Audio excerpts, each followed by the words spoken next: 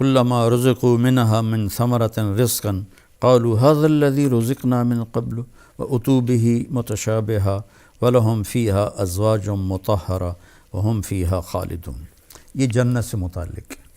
کہ اللہ تبارک و تعالیٰ فرماتے ہیں کہ دیکھو میرے بہن بھائیو، میرے عزیزو، میرے بچوں بچیوں، دنیا آئیڈیل ہوم نہیں، دنیا آئیڈیل لائف نہیں، یہ پیپر ہو رہا ہے سب کا، کسی نہ کسی شکل میں ہم سب اللہ کو امتحان دے رہے ہیں، اور پھر ایک دن یہ پیپر چھن جائے گا۔ جیسے امتحان دیتے ہیں تو 3 گھنٹے کا ٹائم ہوتا ہے، تو جو ہی وہ ٹن ہوتا ہے تو پیپر چھین لیا جاتا ہے۔ ہماری ٹن ہے موت، موت کے ساتھ ہی ہم سے یہ زندگی کا پیپر چھین لیا جائے گا۔ جو اس پہ لکھا ہے وہ اللہ کہے گا اقرأ کتابک کفیٰ بنفسک اليوم علیک حسیبا، میرا بندہ یہ پڑھ لے پیپر اپنا، یہ سب کچھ تیرا اپنا کیا ہوا ہے اور تیرا اللہ حساب کرنا بہت جانتا ہے۔ کچھ خوش قسمت ہوں گے جن کے پیپر اچھے ہوں گے وہ جنت میں جائیں گے، کچھ بدقسمت ہوں گے جن کے پیپر برے ہوں گے وہ جہنم میں جائیں گے۔ لوگ کہتے ہیں اپنی مرضی کی زندگی گزارو اور مزے کرو، اللہ کی قسم اپنی مرضی کی یہاں کوئی بھی زندگی نہیں گزار سکتا، چاہے وہ سلیمان علیہ السلام کی حکومت کا مالک ہو، قارون کے خزانے ہوں۔ یہ دنیا کا ڈیزائن ہی ایسا ہے کہ اپنی مرضی ٹوٹتی رہے گی، ٹوٹتی رہے گی، ٹوٹتی رہے گی۔ یزید بن عبد الملک 3 بر اعظم پہ حکمران تھا، عبد الملک کا بیٹا، اس کے بعد ولید آیا اور اس کے بعد سلیمان آیا، پھر حضرت عمر بن عبدالعزیز رضی اللہ عنہ آئے، پھر عبد الملک کا بیٹا یزید آیا۔ تو وہ ایک دن کہنے لگا کون کہتا ہے کہ بادشاہوں کی زندگی مزے کی نہیں ہوتی اور وہ اپنی مرضی کی زندگی گزار نہیں سکتے؟ میں آج کا دن مزے سے گزاروں گا اور اپنی مرضی سے گزاروں گا، اور حکم دیا کہ محل کے دروازے سب بند کر دو اور مجھے کوئی خبر نہ سنائی جائے، حکومت کی، بغاوت کی، کسی چیز کی مجھے کوئی خبر نہ سنائی جائے۔ اور اس کی ایک باندی تھی حبابہ، وہ بہت حسین تھی، تو اس کو وہ لے کر اپنے محل میں بیٹھ گیا کہ آج کا دن میں حبابہ کے ساتھ مستی کروں گا۔ تو باتیں کرتے کرتے اس کو اپنی گود میں لٹا لیا، اور انگور پڑے تھے تو ایک دانہ اٹھاتا اور اس کے منہ میں ڈال دیتا، وہ اس کو کھا لیتی، پھر دوسرا دانہ اٹھاتا اس کے منہ میں ڈال دیتا، اس طرح کی ایک مزے کی شکل بنی۔ پھر ایک دانہ اٹھا کر اس کے منہ میں ڈالا تو اس کے حلق کے اندر جا کے پھنس گیا، تو اس کا کھانسی، سانس کھڑا، وہ دانہ نہیں نکلا، اور یہاں تک کہ وہ اس کے سامنے تڑپ تڑپ کے مر گئی، اور اس کا مرضی سے گزارنے والا دن سب سے زیادہ اس کے لیے خوفناک دن بن گیا۔ اتنا غمگین ہوا، 3 دن تک اس نے اسے دفن نہیں کرنے دیا، اس کی لاش سامنے رکھ کے بیٹھا رہا۔ تیسرے دن اس میں بدبو پڑنے لگی اور جسم گلنے لگا، تو پھر زبردستی اس کے رشتہ داروں نے، اس کے بھائی ہشام نے اسے چھین کر اس کو دفن کیا۔ تو مرضی کی زندگی یہاں نہیں، آگے ہے، جہاں یہ میں آپ کے سامنے آیت پڑھی ہے کہ وہاں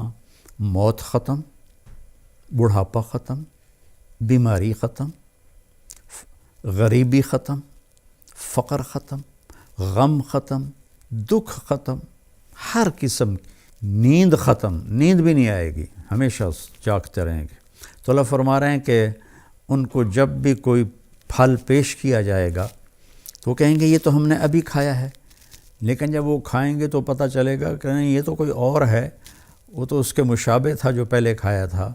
تو اس پر میں آپ کو حدیث سے وضاحت کرتا ہوں کہ حدیث شریف میں اس آیت کے ذیل میں ابن القیم رحمہ اللہ نے ایک حدیث لکھی ہے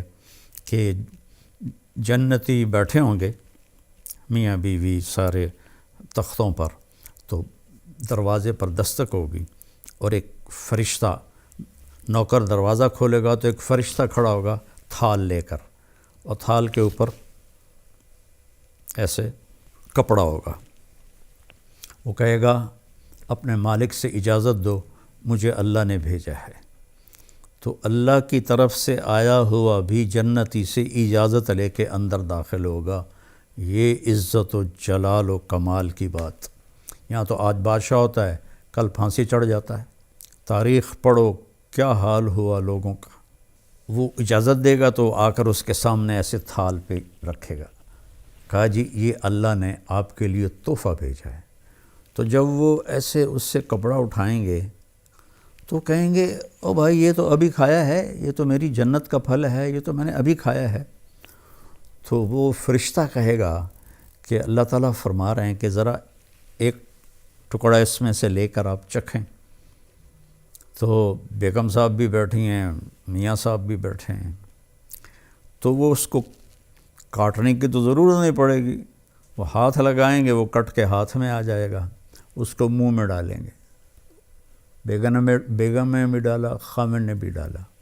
تو اگر میرے نبی نے فرمایا اس کی جنت میں، یہ آگے میں مثال کے طور پر عرض کر رہا ہوں، اگر اس کی جنت میں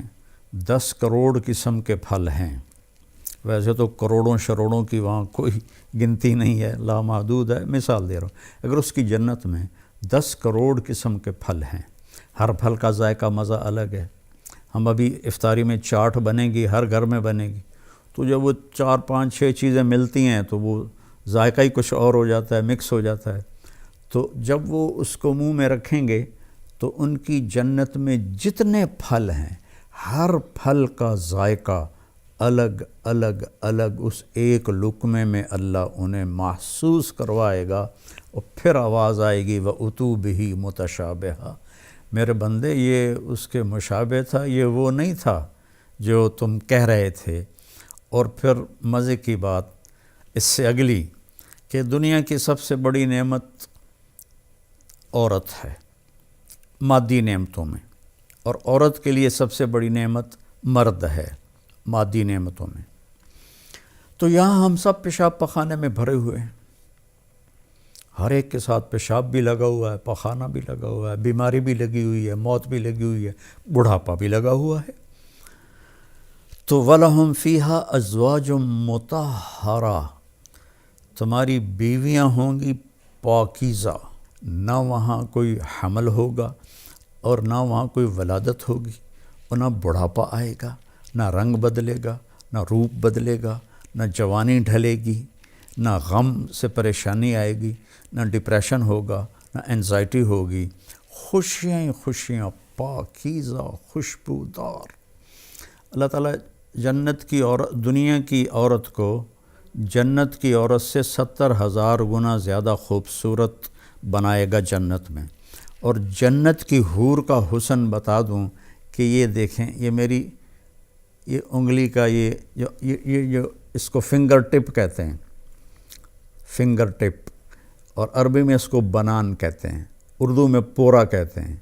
کہ جنت کی حور کا یہ پورا اس طرح سورج کو دکھا دیا جائے، جیسے لائٹ میرے سامنے ہے، اس طرح دکھا دیا جائے تو سورج اس کی انگلی کے پورے کے نور کے سامنے غائب ہو جائے گا، جیسے سورج کے سامنے ستارے غائب ہو جاتے ہیں۔ تو ایمان والی عورت کا حسن کیسا ہوگا، جو کبھی ڈھلتا ہی نہیں، کبھی ڈھلے گا نہیں، کبھی خواہشیں نہیں مٹیں گی، اب تو یار بوڑھے ہو گئے، اب تو کچھ ہوتا نہیں۔ تو ایک جگہ میں بیٹھا تھا، کافی پرانی بات ہے، تو ایک صاحب کے سامنے قورمہ آیا، وہ بوڑھے ضعیف تھے، تو میں پاس بیٹھا تھا، میں اس وقت کوئی 34-35 سال کا تھا، تو انہوں نے قورمہ اپنے سامنے سے ہٹا کرنا میرے سامنے رکھ دیا اور کہنے لگے لو بھائی کھاؤ، ہمارے تو کھانے کے دن بھی گئے اور نہانے کے دن بھی گئے۔ تو وہاں ایسا کبھی نہیں ہوگا، کبھی نہیں ہو، اور ویسے نہانے کی ضرورت بھی نہیں پڑے گی۔ تو وَهُمْ فِيهَا خَالِدُونَ، سب سے بڑی دولت، ہمیشہ ہمیشہ ہمیشہ ہمیشہ۔ کبھی کبھی میں سوچتا ہوں نا کہ نو اینڈ، کوئی انتہا نہیں، یہ کھوپڑی میری ایسے ایسے ہلنے لگتی ہے، چونکہ ہمارا دماغ تو لمیٹڈ سوچتا ہے، کھلا نہیں سوچ سکتا ہے۔ ہم فیہا خالدون، کروڑوں سال کے بعد بھی وقت آف ہو جائے گا، وقت کا سوئچ آف ہو جائے گا، جیسے معراج پر جاتے ہوئے اللہ نے پوری دنیا میں ٹائم سوئچ آف کر دیا تو آپ 7 آسمان، جنت، دوزخ، عرش، فرش، لوح و قلم، کرسی اور اللہ تک کا دیدار کر کے آئے اور واپس آئے تو بستر ویسے ہی گرم تھا، تو اللہ تعالیٰ وہاں وقت کو آف کر دے گا۔ تو یہ 2 پہلے پارے سے میں نے آیات چنی تھیں آپ کی خدمت میں پیش کرنے کے لیے۔ میرے نبی نے فرمایا کہ اطلب الجنت جہدکم، جنت کمانے کے لیے پوری جان لگا دے، وَاہْرَبُوا مِنَ النَّارِ جَہْدَكُمْ، اور جہنم سے بچنے کے لیے پوری جان لگا دے۔ دنیا کے لیے نہیں کہا کہ پوری جان لگا دے، کہ جنت کے لیے کہا پوری جان لگا دے۔ اللہ تعالیٰ نے جب دنیا کے لیے فرمایا تو کہا فَانْتَشِرُوا فِي الْأَرْضِ، جاؤ زمین میں جاؤ میرا رزق تلاش کرو۔ نماز کے لیے فرمایا فَاسْعُوا إِلَىٰ ذِكْرِ اللَّهِ، نماز کے لیے تیزی سے آؤ، تیزی سے آؤ، بھاگ کے آؤ نماز کے لیے۔ جنت کے لیے فرمایا سارعوا إِلَىٰ مَغْفِرَةٍ مِّن رَبِّكُمْ وَجَنَّةٍ عَرْضُهَا السَّمَاوَاتُ وَالْأَرْضِ، کہ جنت کے حاصل کرنے کے لیے اور میری بخشش حاصل کرنے کے لیے ایک دوسرے سے مقابلہ کرو اور مقابلے کی دوڑ لگاؤ، جیسے کہ ٹریک پر دوڑ لگائی جاتی۔ ایک دوڑ لگا رہے تو لوگ باغ میں، جس کو جاگنگ کہتے ہیں، کوئی آگے نکل گیا کوئی پیچھے رہ گیا، وہ اپنی چال چلتا ہے۔ یہاں اللہ کہہ رہا ہے نہیں، دوڑو، ایک دوسرے سے آگے نکلو، ایک دوسرے سے آگے نکلو۔ اور پھر جب اللہ نے کہا میری طرف آؤ تو سب سے طاقتور استعمال کیا فَفِرُّوا إِلَى اللَّهِ، سرپٹ بھاگو، سرپٹ بھاگو اپنے اللہ کی طرف۔ اور فرار اس دوڑنے کو کہتے ہیں جس میں کسی چیز سے ڈر کے آدمی بھاگ رہا ہو تو اس کی رفتار تیز ہو جاتی ہے۔ تو اللہ تعالیٰ کہتا ہے میرے سوا ہر چیز تمہارے لیے مصیبت ہی ہے، ان سب سے جان چھڑا کے بھاگو اللہ کی طرف۔